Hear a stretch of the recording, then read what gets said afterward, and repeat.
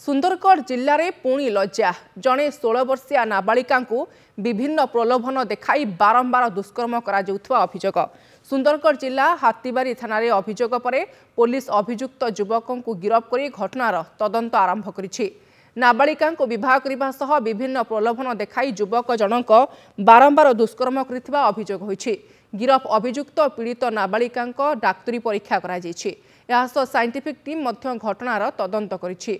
गत जुलाई मास 25 तारिख शिशु जन्म करने पर शिशु मृत्युवरण करथिबा अभियोग होइछि।